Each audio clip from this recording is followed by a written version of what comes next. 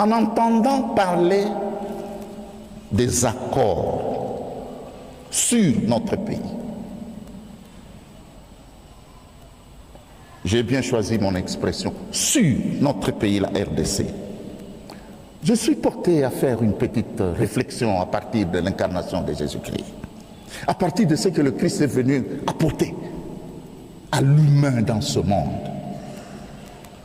D'une part, je considère notre pays, la RDC, comme un riche homme malade qui est entouré de gens qui, au lieu de lui parler, au lieu de compatir avec lui, ont des yeux rivés sur l'héritage qu'il va laisser. Regardez un peu cette image-là. Un riche homme qui est atteint d'une maladie incurable et qui est entouré des gens envieux, qui, au lieu de dire, de le consoler dans sa maladie, mais eux parlent déjà de son héritage. Étrange attitude qui soulève pas mal de questions, n'est-ce pas? Au-delà des minéraux, je suis porté à affirmer haut et fort qu'il y a des gens dotés de dignité, laquelle dignité vient de Dieu. Il est absurde qu'on ne voit en RDC que des minéraux à prendre, surtout des minéraux qu'on appelle stratégiques, cobalt, lithium, et bien sûr notre traditionnel cuivre. Et ce, pour répondre aux besoins de la transition énergétique. Voitures électriques, des pièces d'ordinateur, des pièces de satellites, des pièces de drones. Vous savez qu'on parle de couloirs. Il y en aura un, non loin d'ici, à 300 et quelques kilomètres, sinon plus, celui de l'Obito.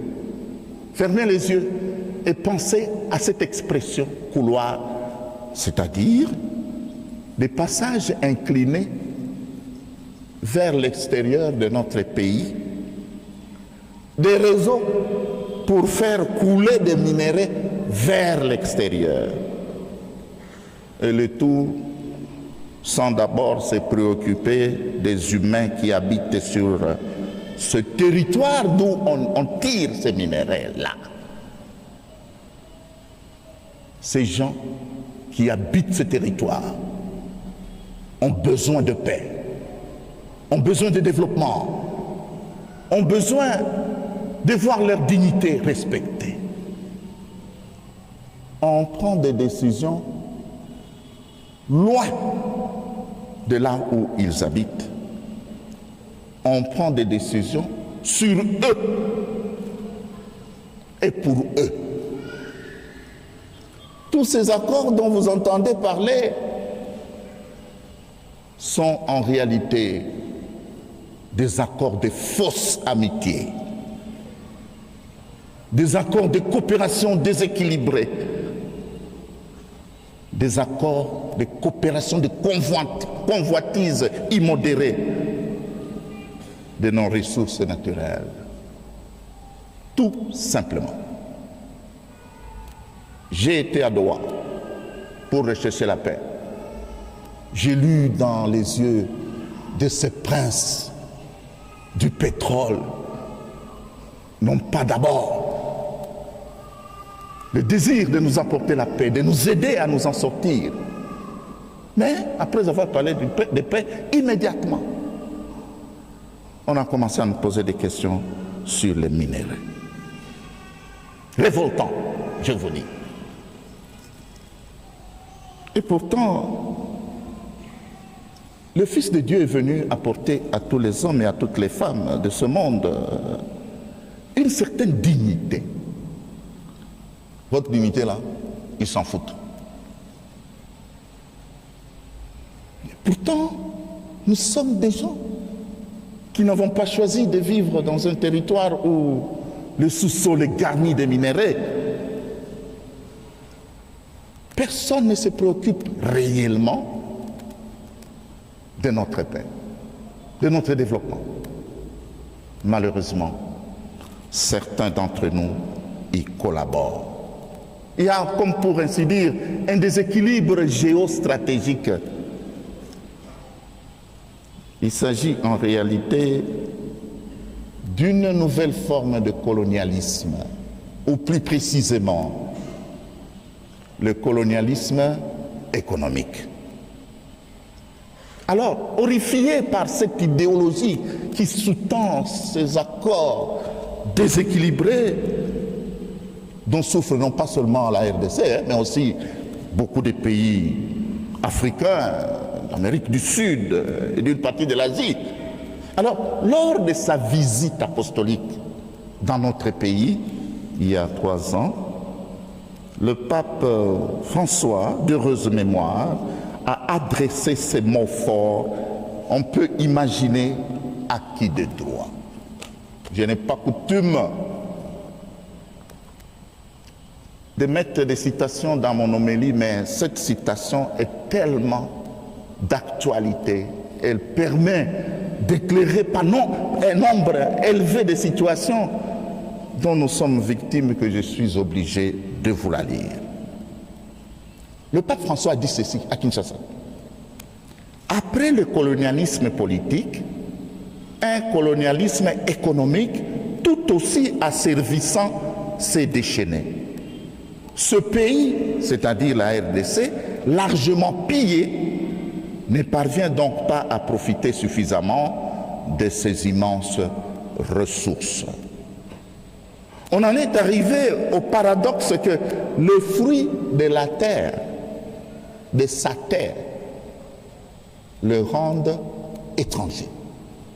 Effectivement, nous sommes étrangers à notre propre pays. Le poison de la cupidité a ensanglanté ces diamants. C'est un drame devant lequel le monde économiquement avancé ferme souvent les yeux, les oreilles et la bouche. Mais ce pays et ce continent méritent d'être respectés et écoutés. Ils méritent espace et attention. Et le pape de dire, retirez vos mains de la République démocratique du Congo. Retirez vos mains de l'Afrique. Cessez d'étouffer l'Afrique. Elle n'est pas une mine à exploiter, ni une terre à dévaliser. Fin de citation. Il est dès lors inimaginable de gager ou de brader les minéraux de toute une nation pour sauver un régime ou un système politique. De toute évidence, cela revient à sacrifier le développement de la population et confisquer le bonheur des générations à venir. Êtes-vous au courant qu'on a signé un accord de 99 ans d'exploitation? Vous êtes au courant de ça? 99 ans.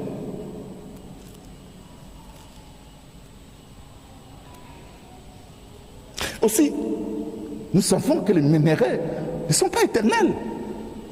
Ce sont des ressources, comme on dit, renouvelables. Mais comment peut-on boucher, hypothéquer l'avenir d'une nation pour 99 ans?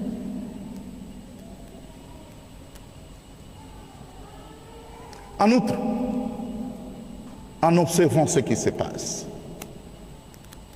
j'ai bien peur que, après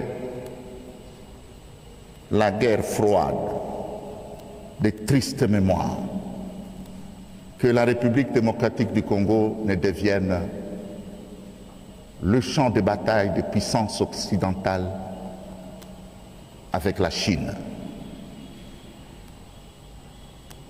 Tous les indicateurs démontrent que nous allons vers là. Et qui vont en payer les prix, c'est vous. Si ce n'est pas vous, vos enfants, vos neveux, vos nièces.